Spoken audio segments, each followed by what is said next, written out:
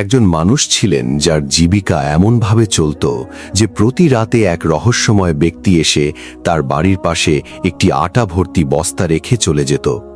ভিডিওটি স্ক্রোল না করে এরপর কি ঘটেছিল আগে দেখতে থাকুন। মদিনা মুনাওয়ারায় এমন বহু পরিবার ছিল যাদের জীবন চলত এই গোপন সাহায্যের ওপর। প্রতিদিন গভীর রাতে কেউ একজন নিঃশব্দে এসে তাদের দরজার সামনে আটা ভর্তি বস্তা রেখে যেত এবং চুপচাপ চলে যেত। কিন্তু কেউ কখনো সেই ব্যক্তির মুখ দেখেনি, কারণ সে সবসময় এমন সময় আসত যখন সবাই গভীর ঘুমে আচ্ছন্ন থাকত। মদিনার মানুষের মধ্যে এ নিয়ে নানা ধরনের আলোচনা চলত। কেউ বলতো হয়তো এটা কোনো জিন অথবা আল্লাহর অদৃশ্য কোনো সৃষ্টি, আবার কেউ বলতো হয়তো কোনো ধনী ব্যক্তি যিনি লোক দেখানো পছন্দ করেন না। এইভাবে বহু বছর ধরে এই সাহায্যের ধারা চলতে থাকে, আর গরিব মানুষরা খাবার পেয়ে বেঁচে থাকে। কিন্তু হঠাৎ এক রাতে সেই নীরব সাহায্যকারী আর এলো না। পরের রাতেও গরিবরা অপেক্ষা করল, কিন্তু সে এলো না। এভাবে কয়েকদিন কেটে গেল, আর গরিব পরিবারগুলো না খেয়ে কষ্টে পড়ে গেল।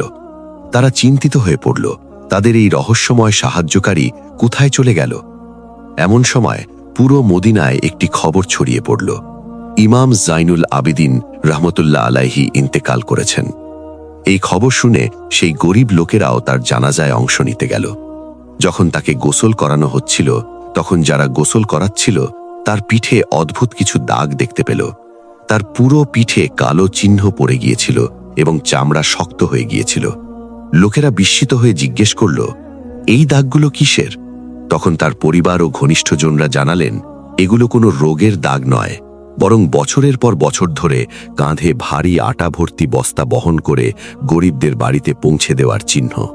তখন সেখানে উপস্থিত মদিনার গরিব মানুষরা বুঝতে পারল, তাদের সেই অজানা সাহায্যকারী আর কেউ নন, তিনি ছিলেন এই মহান ইমাম নিজেই।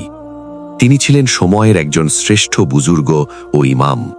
এত বড় সম্মানিত পরিবারে জন্ম নেওয়া সত্ত্বেও তিনি শ্রমিকের মতো বোঝা বহন করতেন, শুধু এজন্য যে কোনো গরিব মানুষকে যেন ভিক্ষা করতে না হয়।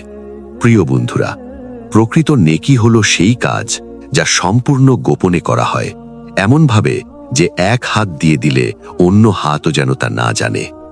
মানুষের সম্মান ও আত্মমর্যাদা রক্ষা করা, এটাই নেকির সর্বোচ্চ স্তর। ভিডিওটি ভালো লাগলে লাইক, কমেন্ট, শেয়ার করতে ভুলবেন না।